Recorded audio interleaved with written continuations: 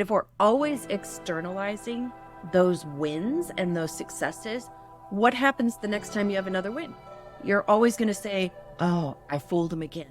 Oh, I did it again. I fooled him again. And so you're constantly living in that state of suspension, that fear of being found out. That's a big part of imposter syndrome, is just dealing with the stress of when am I going to get busted for being a fraud?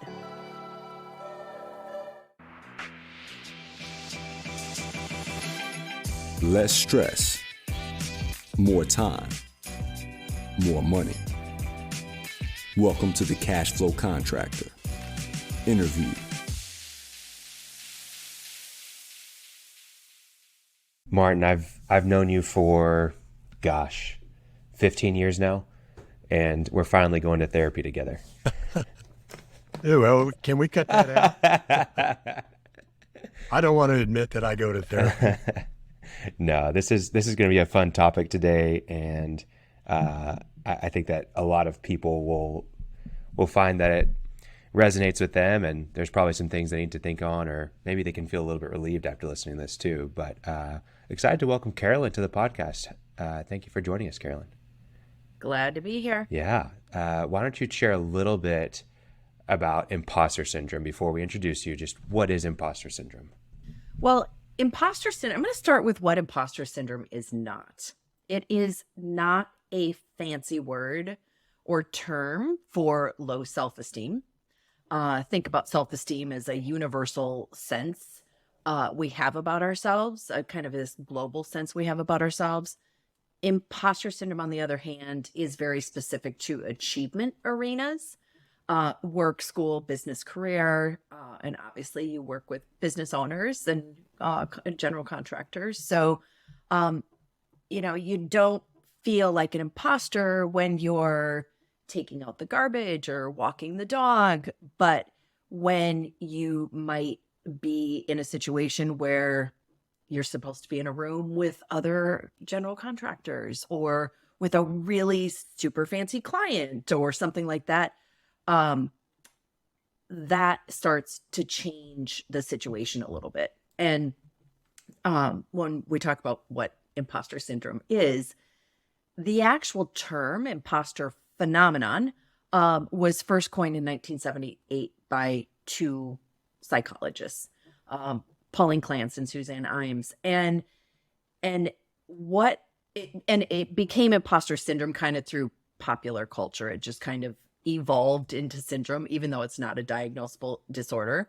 But imposter syndrome, in short, is a belief shared by millions of people around the world that deep down, we're really not as talented, intelligent, capable, qualified, or competent as other people think we are. And the fascinating thing about it is that these feelings exist despite concrete evidence to the contrary. So, our accomplishments, whether it's a degree or a successful job that's been multiple jobs that have been completed, we still might have that sense of I'm not as capable or talented as everyone really thinks I am.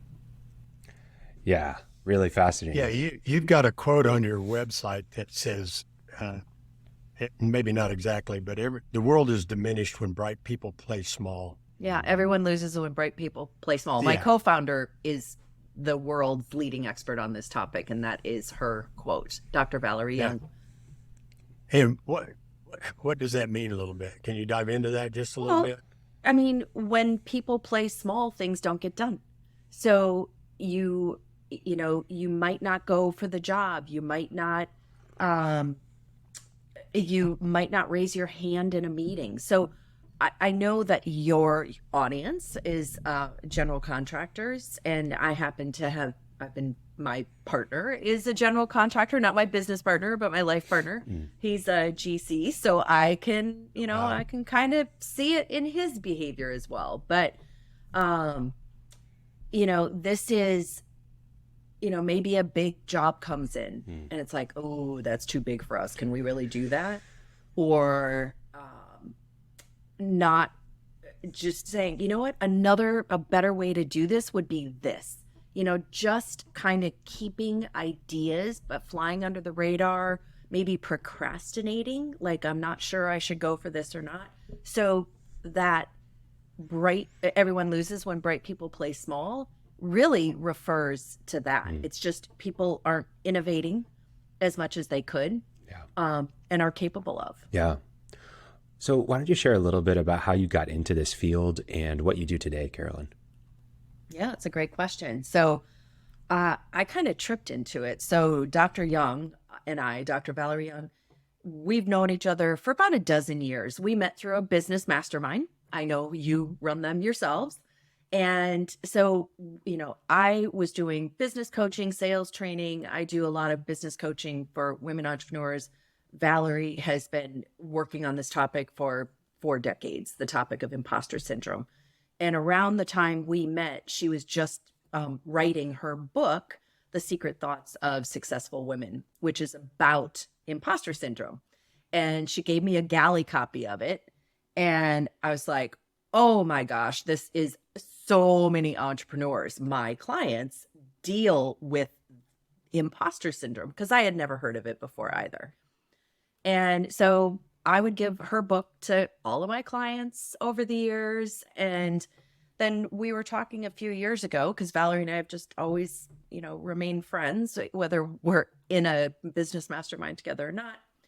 And I had called her one day and I said, I just heard somebody deliver a talk about imposter syndrome, and they referred to your 5 types of imposter syndrome.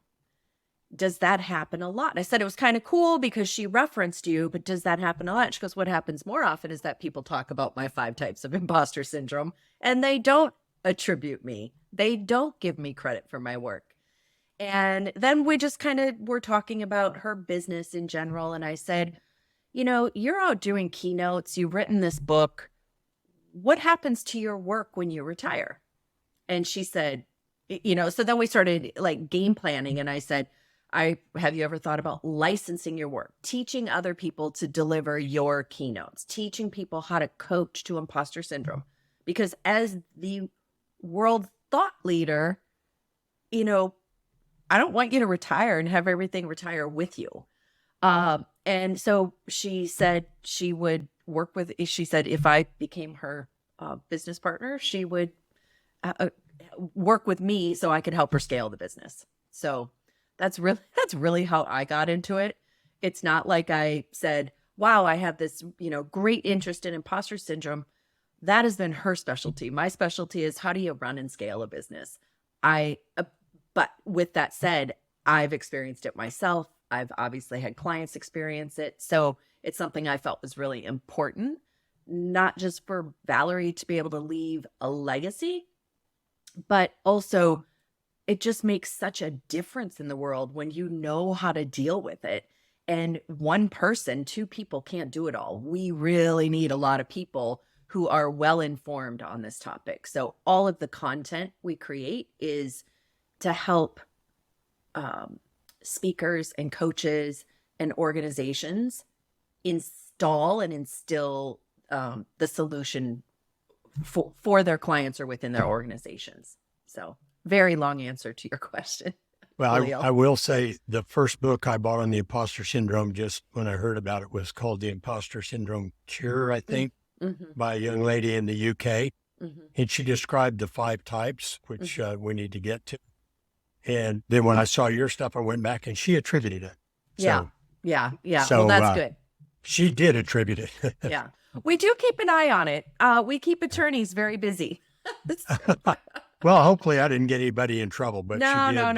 she did get full credit. Yeah, we've got all the books. We know, what the conversation is happening out there. I mean, the thing is, obviously everyone wants attribution, but the thing is you want people to get the correct information. So, taking the 5 types and resharing them, we're happy that people do that as long as they are described correctly. So, right. And ultimately, we want to help people, all of us. Oh, exactly. I mean, that's the point. But if somebody thinks that, their type means one thing, and I mean, type is We don't like to get into this is someone's avatar or whatever, because, well, we can, yeah. We just we want to describe correctly, because describe correctly, then someone knows what their situation is and hopefully what they can do about it. Yeah. Maybe this will be a fun exercise. I think I've experienced some imposter syndrome in my life, so maybe I'll share some of that, and then we can diagnose me or figure out what type it is. Maybe not. Maybe this is a terrible exercise. Who knows? But we'll find out. Soccer's on the side. I grew up playing soccer, played in college. I also coach today, and that's one of the biggest areas of my life that I have imposter syndrome. Never felt like I was good enough as a player, even though accomplishments and the like would say otherwise. Plenty of evidence to say that I am good, even on a regular basis when I do get to go and play and things like that. But then especially I felt it when I became a coach, just not feeling like I was qualified. And even to this day, we won a state championship last year, and that would be, I felt a little bit of a weight off my chest for a couple of months. And then immediately after that, I was like, no, the circumstances, the personnel, that's what made it possible, Just got lucky. It just got lucky, Yep. And so now as we go, we're in our playoff run now, that all those feelings really start to creep up again of like, man, I'm overlooking things. I'm not doing well enough as a coach, et cetera, et cetera, et cetera. So I have no idea if that is a type, but yeah, I definitely feel the imposter syndrome on that level. And then even in business as well, feeling sometimes like a fraud, especially for any business owner that's starting out, there's too many things to know. I mean, you're not going to know it all. Maybe, you're a good contractor, but you don't know the books. Or maybe you're a really good financial person that buys a business, but you suck as an operator. There's never enough to know. And so you are going to feel like a fraud at some point, because you can't have experience in all these areas before you start your business. You've got to learn as you go, or build the plane as you're flying it. And so I think that in some level, every business owner probably experiences a level of imposter syndrome. So with that being said, I'd like to learn about the 5 types. Maybe we start with the type that maybe I feel. Well, actually, I want to start with the fact that you talk about how, oh gosh, I just got lucky. Right. Because here's something about people who experience imposter syndrome. People who feel like imposters have become very adept at externalizing their success. Essentially saying, sure, I'm successful, but I can explain all that. In other words, we chalk up our accomplishments not to our intelligence, our efforts, our hard work on and off the field, but to external factors. Things like, luck or timing. Oh, it's just a fluke. Oh, we were so lucky that their star player was out sick, and that's why we won. So that's an example from the soccer. I just, happened to be in the right place at the right time.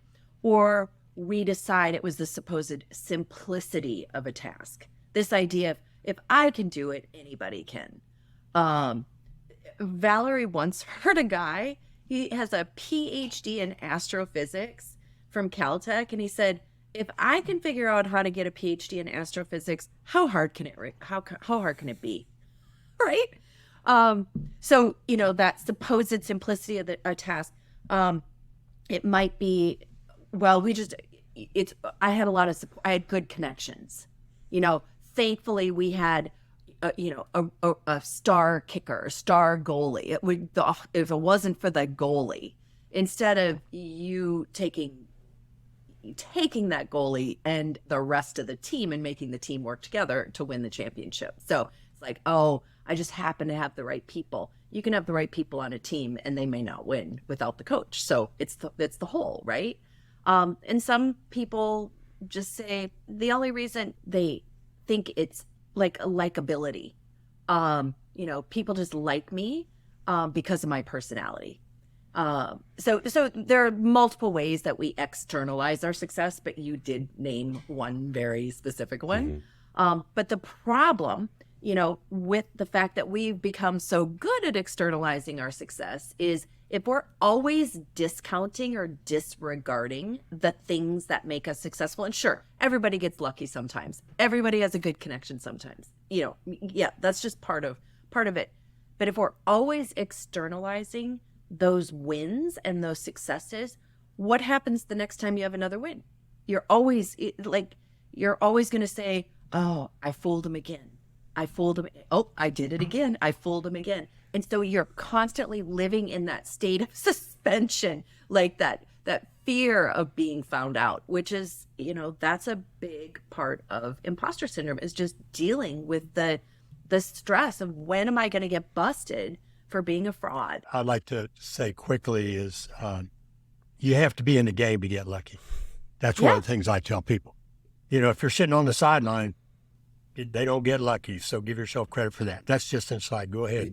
Yeah, I think as you start to externalize these things, I experience it personally as well, really those discounting of the accomplishments, really it becomes this never-ending rat race of trying to achieve to finally feel satisfied.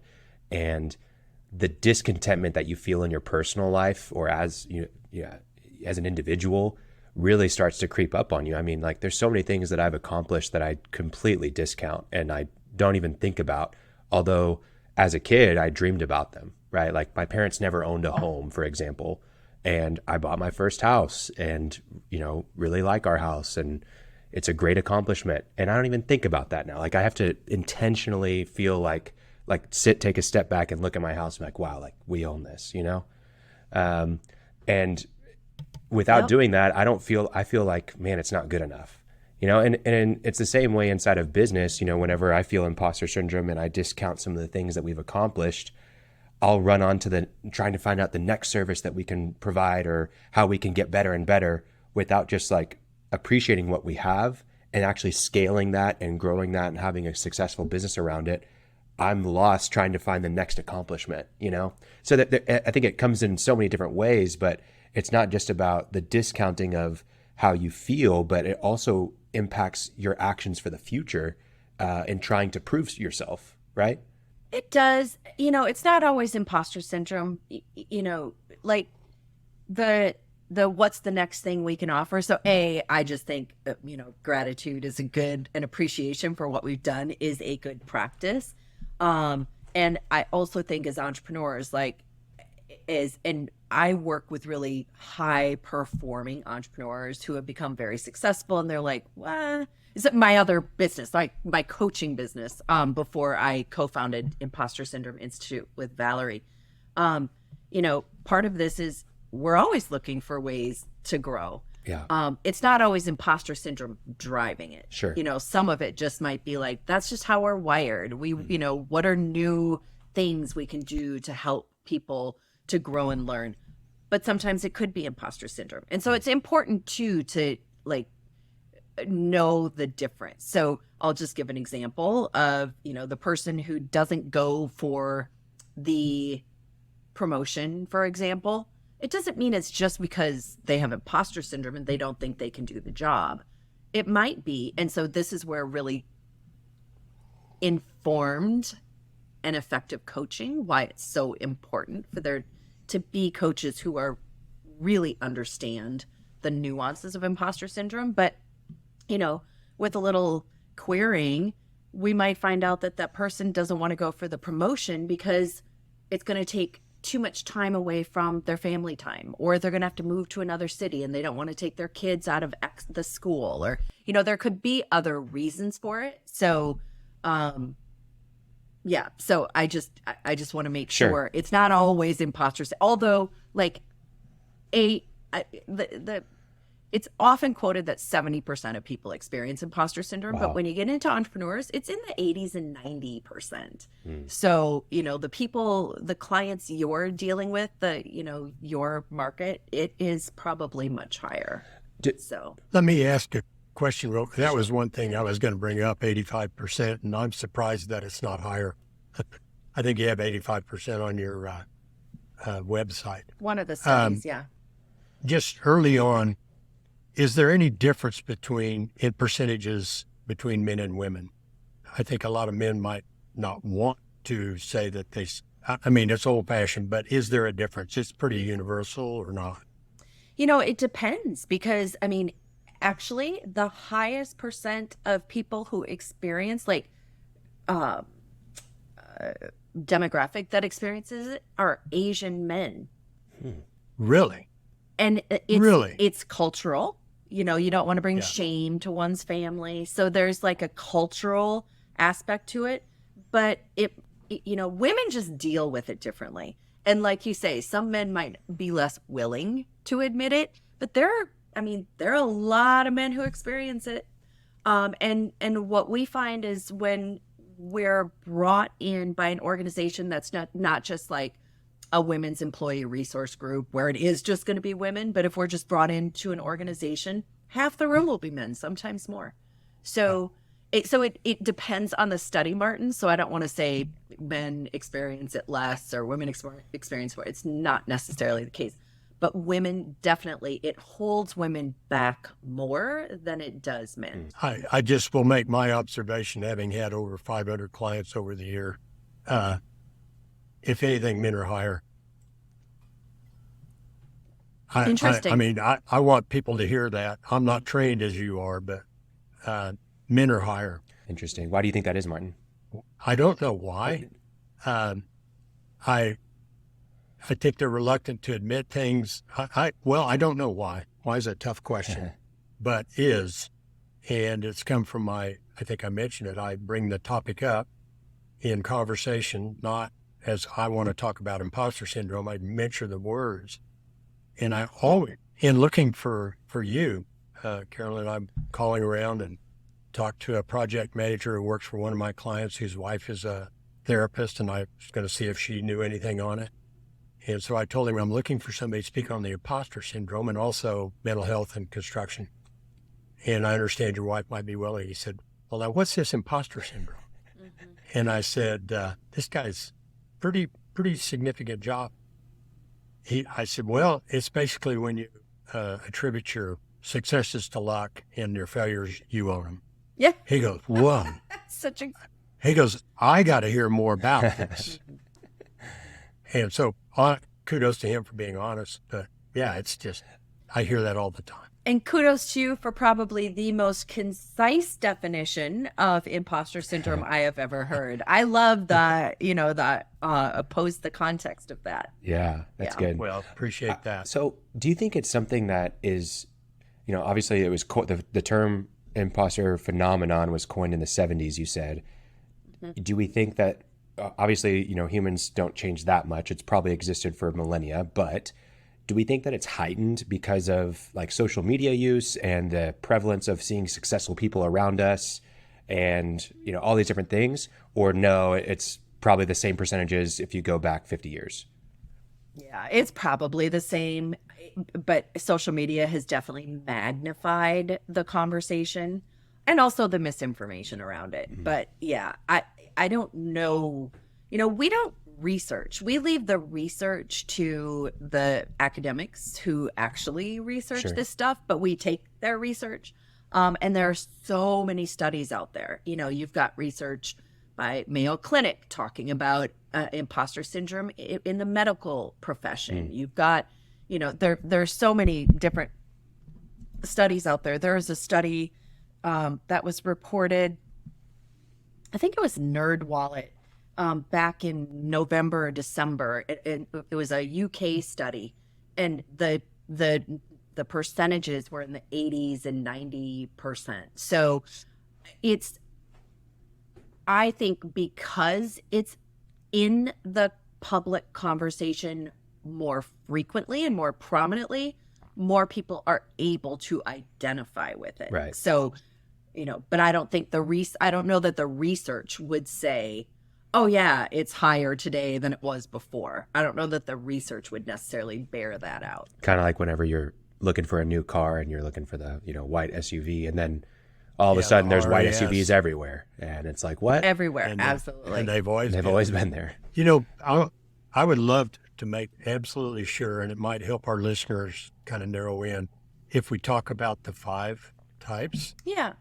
And I do want to mention one thing because I'll forget it, but I have a client near you here in New York, and he will listen to this, and I'm not going to use his name, but we've had many discussions. But his imposter syndrome has led to him not billing. He's a contractor, not billing over $90,000 worth of projects.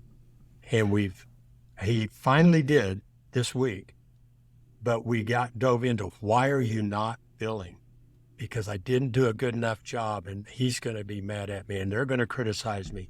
And when he finally looked at it, he billed this week, but it took 2 months to get him to do that. So that's kind of a specific, measurable, objective consequence of how you feel about yourself. And I promise you that there are listeners who have not billed. I promise you, I know others who have not billed because they feel that they weren't good enough in what they did. Now, that may not be strictly imposter syndrome, but anyway, that's one of the consequences. So back to the 5 types, Yes. not back to, but the 5 types. Oh my gosh. I just have to say before we get into the 5 types of imposter syndrome, boy, I play a hand in my fella's business. And boy, those are conversations that are on the reg, those types of things. Yeah. Even when it comes to collections, Yep. I just find it is fascinating. Right. I'm like, it's a business. It's a business. So anyway, so let's talk about what the 5 types are, because, you can, if you Google the 5 types of imposter syndrome, they're originally called by Dr. Young the 5 competence types, but kind of just like it used to be imposter phenomenon, and now it's called imposter syndrome. That's right off our website. There are the 5 types of imposter syndrome, and basically what my business partner, Dr. Valerie Young, is known for, and where she really made inroads on this topic, is that she's realized that imposter syndrome is about our relationship, our judgment, our definition of what competence is and isn't. Competence. And so while everyone with imposter syndrome has a distorted definition of competence, we don't all distort it in the same way. And so she found that people tend to measure their competence in one of 5 ways. Some people, it's 3 of 5 ways or 5 of 5 ways, but that's what leads into these 5 types of imposter syndrome. So that just helps kind of tee up for the listeners what these 5 types even, like where that even stems from. So the first one of the first types that a lot of people can identify with is being a perfectionist. And the primary focus for the perfectionist is on how something is done. The perfectionist expects to perform flawlessly 100% of the time. 99 out of 100, not good enough. So success is rarely satisfying. So this might be, to Khalil's point, oh gosh, we won, but, we missed that one. He should have kicked it over there. That should have happened. Or so, again, using the soccer reference or football reference. Sorry. I don't know if you call it soccer or football, but, he's a soccer guy. He's a soccer guy. Okay. I should share really fast on that. I know that I'm in the middle of this, but I think this is a funny tidbit for listeners and maybe helps people understand why I externalized some of that. But in the semifinals, we went to overtime. If you score, the game's over. It's just like golden goal is what it's called. And we were playing a very good team. And there's a famous goal by Diego Maradona in the World Cup against England. It's called the Hand of God, where he goes up to head the ball, but instead he taps it with his hand, and the referees don't call it, and they win the game against England and win the World Cup. That's essentially what happened to us in the state semifinal to go to the final. We handballed it in. And anyways, then I know that other coaches are scrutinizing me and like, oh, they shouldn't have won that game. That's the red card, like blah, blah, blah, blah. So anyways, go ahead. I know I interrupted, but funny tidbit. And you know what? In that case, there was a little bit of luck, right? But when you think about it, you guys didn't get into the finals just because everything was luck, luck, luck, luck, luck. Sure. So, that is, yeah, I understand what you're saying there, Khalil. Yep. Yeah. So a lot of people can identify with the perfectionist, and that doesn't mean you don't want to have a high level of excellence. It's just, the defeat that comes along with not getting everything perfect. So that's the one very common type. Next is the expert. To be clear, an expert doesn't mean they are an expert or even think they're an expert. You think of the expert as the knowledge version of the perfectionist, where it's not about where the perfectionist, it's about the quality of the work. For the expert, it's about the quantity of knowledge and information you know. It's how much do you know? And in your mind, you never know enough. There's always one more book to read or one more class to take or something like that. Martin, I thought I saw a hand there. Yeah. It was me pointing at me. One more guest to get on our podcast. I've got to learn more about this. No. Also, you should check out his me. desk. He's got probably like 12 books stacked up that he's currently reading, and then he's got a whole two bookshelves of books just on business. Think I have to know. And then you can go to his house and read all of his poetry and all that stuff too. So. Oh my goodness. Yeah. Wow, very prolific. Yeah. That's yeah. So there you go. You identify with expert. Yeah. Khalil, I'm gonna guess that this next one might, and I don't like to project what I think, please project. but I'm gonna see if you Project on me identify as with much this as one. possible. So the next competence type or type of imposter is the natural genius. And again, this does not mean you are a genius or even think you're a genius. What it means is that somehow you came to believe that true competence means that you have inherent intelligence and ability.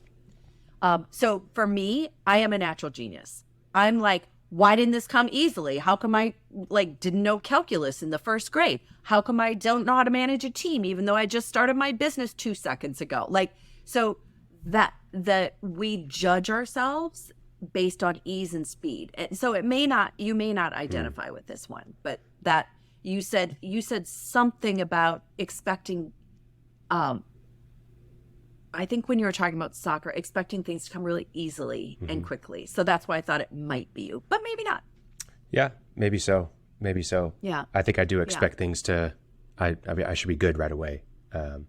Yeah, there should not be a learning curve. Or I should be able to pick something up faster. That's the natural genius. You just step into something and you expect to hit the ground running and know exactly what to do, even if it's the very first time you've laid a foundation or built. I come across this a lot, and most people start a business to do something they already know how to do and that they're good at, and then they're quickly ambushed by all the things that are not related to construction. Yeah. Leadership and culture and goals and marketing and sales and administration and cash flow and HR and IT. And I always tell them, why would you know any of that? Mm-hmm. Cut yourself a break. Mm-hmm. Why would you know? And by the way, you're not ever going to know because you're going to hire somebody. Yeah. So, yeah, bumping up against the natural genius is pretty common. Yeah. Well, this next one for the person who does it all themselves is called a soloist. And they believe that true competence requires unaided achievement. I don't need an office. I can invoice and estimate and do everything myself. I can do all the billing, all the receivable, everything. That's the soloist. And the soloist thinks that if you were really competent, you wouldn't need any help. You wouldn't need the office support. You wouldn't need, I'll just do everything myself. I'll lay the tile. I'll install the toilet. I'll do it all. The reference might be too old because I use it a lot, and some people don't remember my cousin Vinny, but the lawyer who went to the South, and he wouldn't marry Marissa Tomei until he won a case all by himself. Yeah. And at the very end, she goes, "Oh no, you're a successful attorney, but it doesn't count because somebody helped you."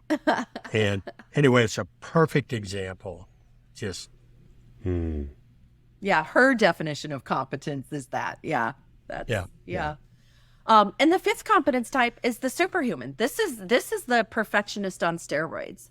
This is the person who not only has to perform perfectly and flawlessly at work, they also need to be the perfect spouse, the perfect parent, host all the family gatherings. Also, there you go. Also coach the soccer team. Yep. Yeah, you got it. There's the hand raise right there. And everything needs to be all perfect and lined up, all good at the same time. Yeah.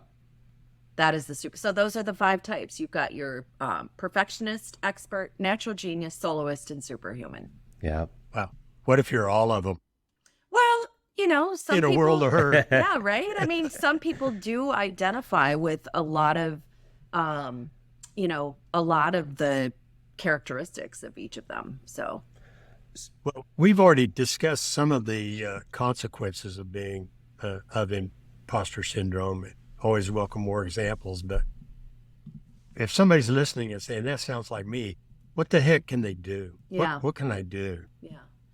Well, I mean, there are 3 tools that we recommend, and the first is to normalize it, and having this conversation is one way of doing that. So just bringing it to people's attention and saying, "You're not the only one.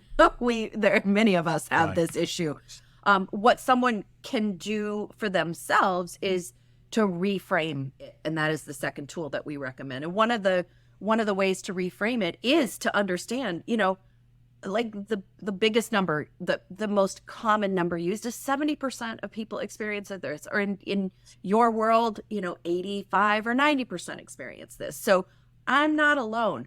But what we do is we look at, well, what's the difference between someone who feels like an imposter and someone who doesn't?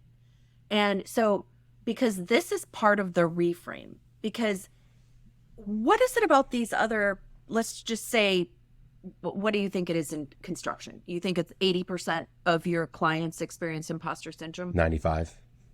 95. Yeah, okay. 90, and really 100, but there's probably an outlier out there that's not. All right. Well, let's just leave some room open that there are people out there who truly don't feel like an imposter. And some of those people are suffering from something that is even worse than imposter syndrome. It's what we call irrational self-confidence syndrome. This is kind of your Dunning-Kruger effect, you know, smartest guy in the room. They might really suck, but they're like, I'm the best.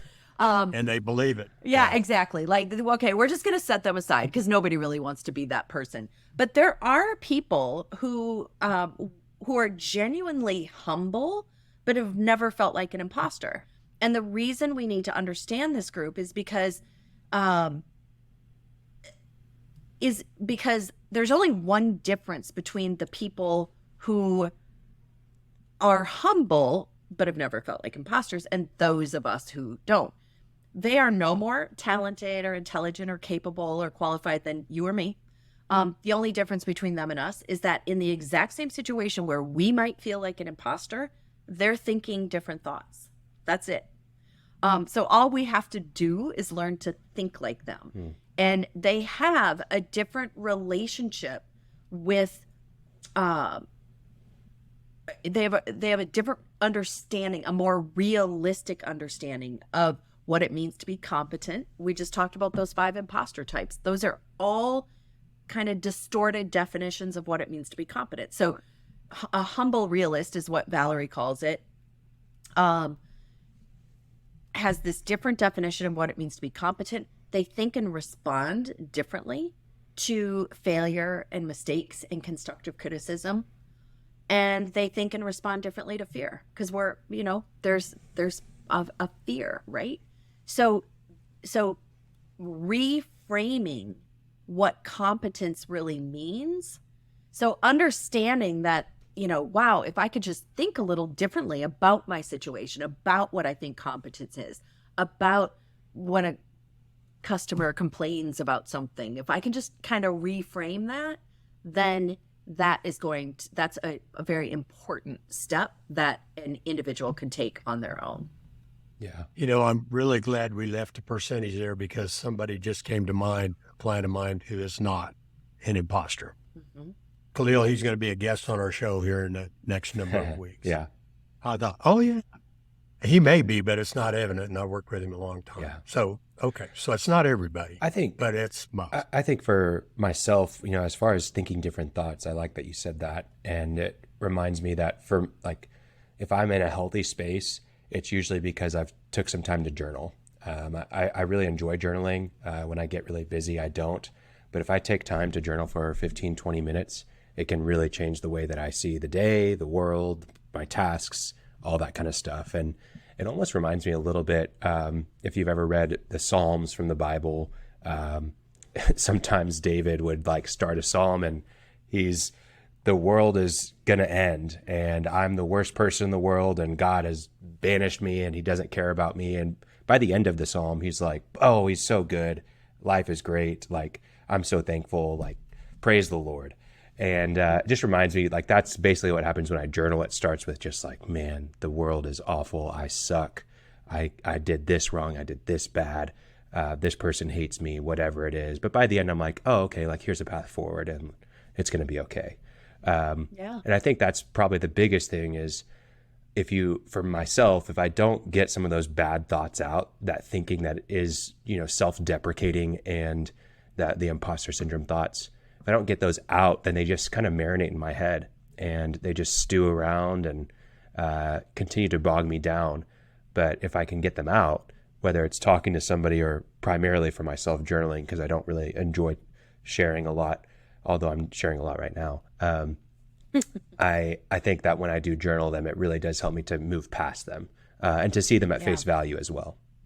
Yeah. And being a superhuman, as you journal and think about reframing a situation, a humble realist is going to understand that, nobody excels at everything all the time. And especially not at the same time. So, I know you're a soccer guy, but if we can use baseball as an analogy, you can't expect yourself to be the star pitcher, star catcher, star hitter, and star outfielder all at once. It's just not possible. So, as you're journaling and thinking about, for anyone who identifies as a superhuman, you might, one day you rock it at work, but you might not on the soccer field. One day you rock it on the soccer field, but you suck as a parent because your kid's mad at you, like whatever it is. And so it's just, you could still have high standards, but just give yourself, permission to be a mere mortal, like the rest of us. I feel really found out right now. I feel like you've just like diagnosed my entire life of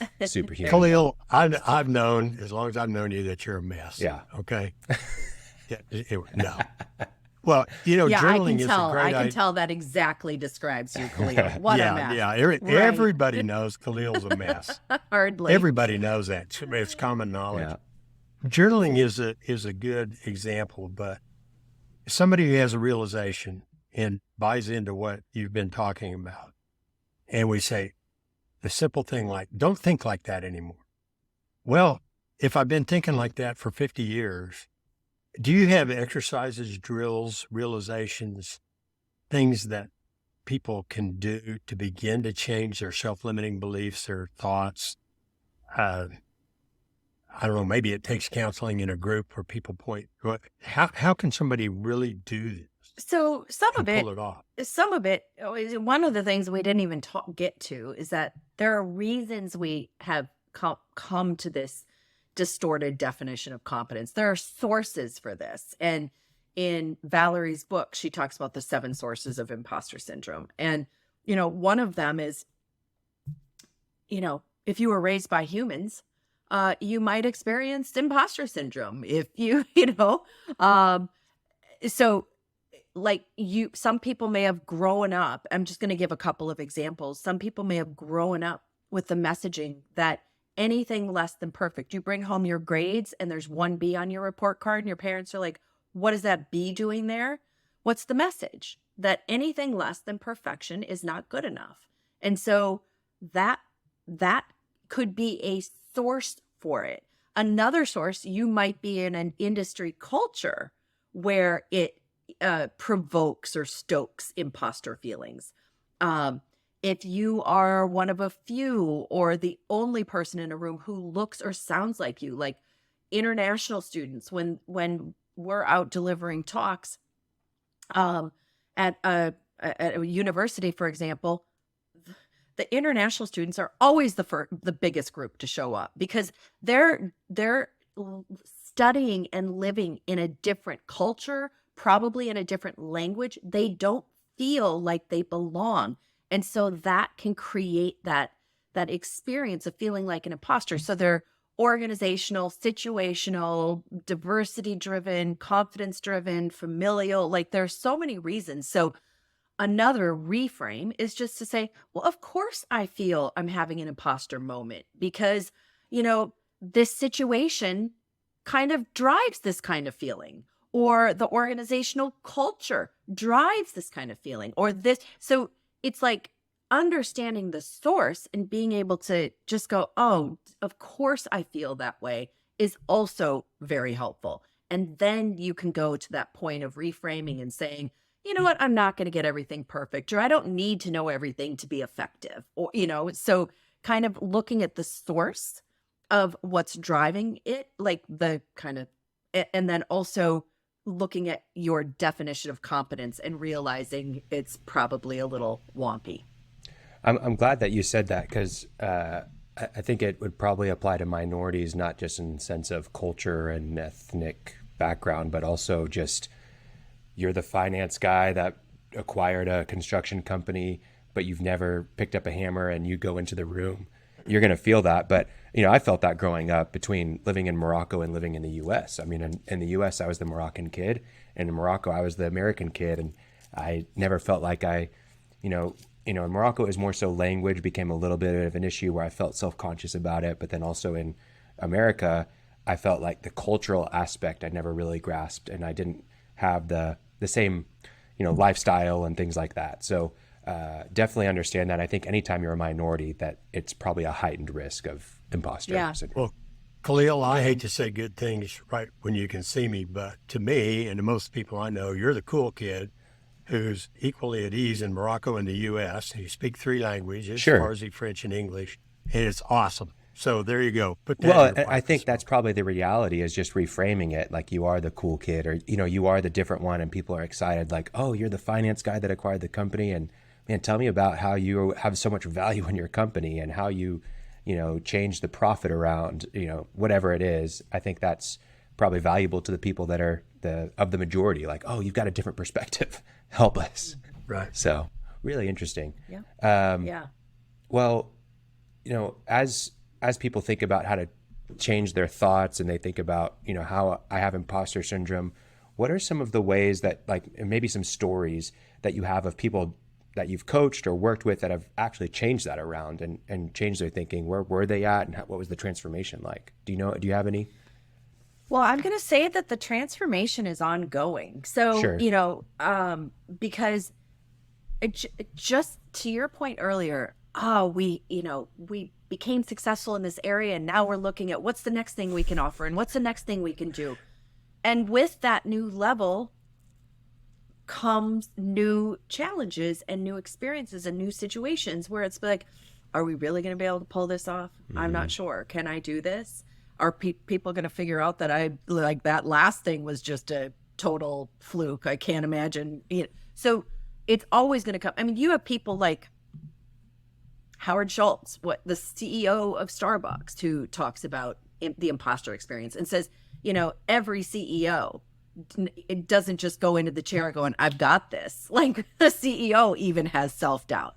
And so, now I forgot your question. That's okay. And examples. It's okay. No, it's all good. Just any example. Yeah. Yeah. Yeah, about transformation. And so it is being able to think like a humble realist and say, oh, what am I doing to myself here? Like, I think I have to get everything perfect. What makes me think I have to get everything perfect? Who gets everything perfect all the time? So that's part of it, is that self-talk. Or let's say there's a little constructive criticism that comes your way. Saying, all right, you know what? That comes as part. You're right. We didn't do this as well. And that's okay, because everybody makes mistakes sometimes. So the examples of people who have changed their relationship with their definition of competence might be the doctor who went up to my partner, Dr. Young, and said, you know what? I used to not do challenging surgeries because I was afraid that I wasn't as good at my job. And now I'm doing more challenging surgeries and saving lives.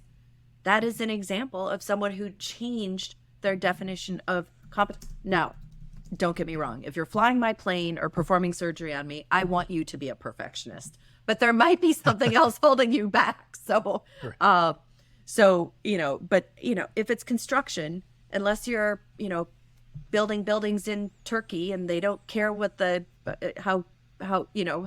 it Turkey where the, where the earthquakes were and all those buildings just Yeah. shattered to smithereens. We don't want sloppy.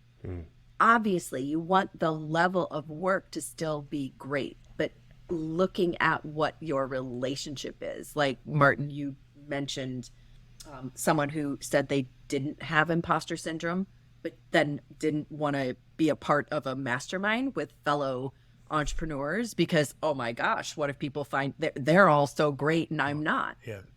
Yeah. Yeah. That person's going to listen to this too. But again, we're not using any name. I'm And glad I everybody's know listening. I know she will, because I'm going to send her the link. And I have to tell something, and I'm going to pause because you may want to cut this out, Khalil. I don't cut anything out, Martin. Okay. Well, you might want this. In my family, it's like my fourth great uncle or third or fourth great uncle was a PhD scientist, chemist, and he worked, I think, for DuPont. And he had a premise he was pursuing. And in the course of pursuing it, he came up with 20 or 25 patents for DuPont. And it turned out that his premise was wrong, and he killed himself. Wow. Now, I didn't know him. This isn't a personal tragedy for me, but it's a family story. And that's why we may want to cut it. I don't know. I mean, I think it's important to hear. But that is the level, and I know his name. Not going to use it, but that's the only reason I know who he is. But we're sit here and watch that and just go, well, are you kidding me? He did all these things, but they were accidents. He was pursuing something that was proved to be wrong, and the accidents were great, but you understand immediately. And that brings up an interesting thing that, like, even just an approach to business and life. Google X, I think is what it's called. They created a program where they employed hundreds of people, usually recent college graduates, and their whole job was to prove something to be impossible. And if you could prove something to be impossible, you got a 3-month paid vacation. And that was the whole premise. And by trying to prove something to be impossible, they actually found out a lot of things that they thought were impossible were actually possible, and created new products. And that's how you have Google Earth. That's how you have, your Google Maps that you use today. But all that was in the 90s or early 2000s that they developed all these ideas. And, just like he proved something to be wrong, he proved a lot of things to actually be possible and right. So just understanding that failure can also be success. All of this talk reminds me a little bit of the Marianne Williamson quote, I guess is her name. It's attributed to Nelson Mandela a lot of times, but our deepest fear is not that we are inadequate. Our deepest fear is that we are powerful beyond measure. It is our light, not our darkness, that most frightens us.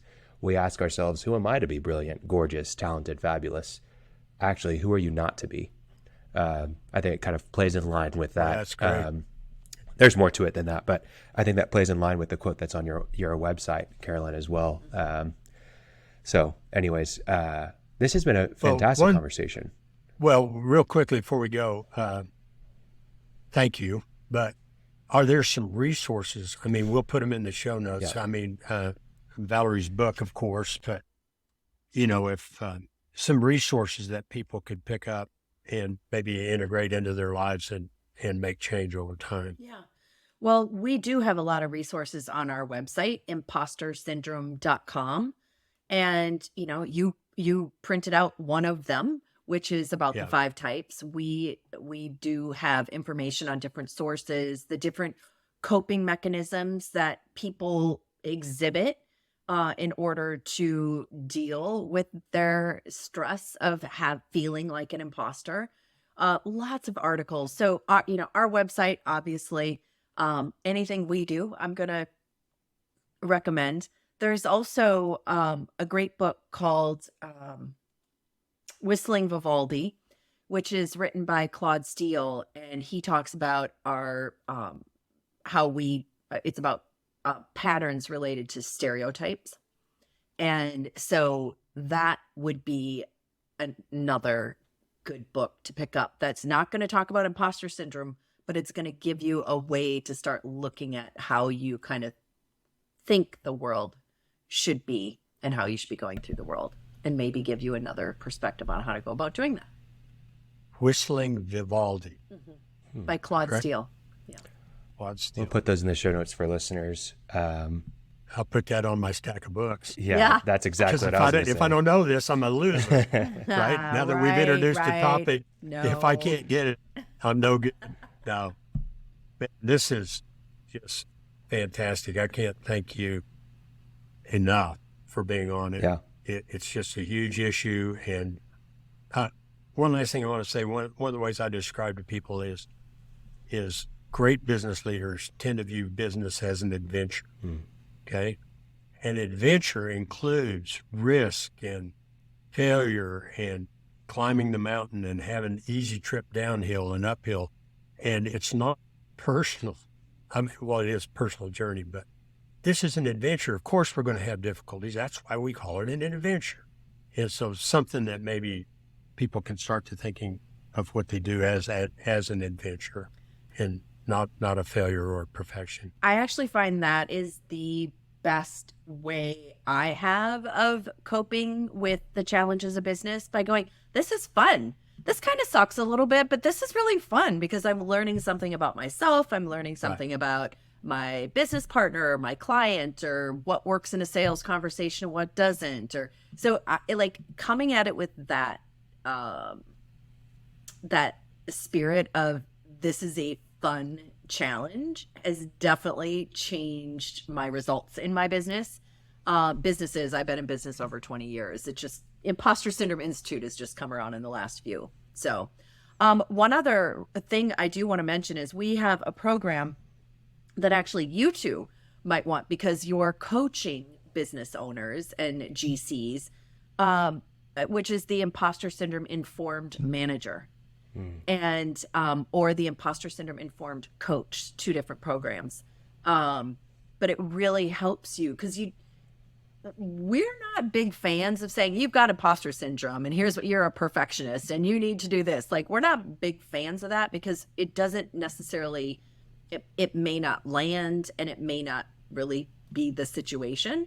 And it's a highly nuanced, very multifaceted topic. So it's a resource that we don't have any public classes set for either of those programs right now, but it might be something, you know, if a contractor has a larger organization, or you want that for working with your clients, just so you become better and better and better at really understanding the nuances of it, that is something that I would just keep your eye on our website for. I've looked at that on your website and I saw there wasn't one currently, but I'm in. Yeah. So, well, Carolyn, thank you so much for being on the Cashflow Contractor. It's been a pleasure having you.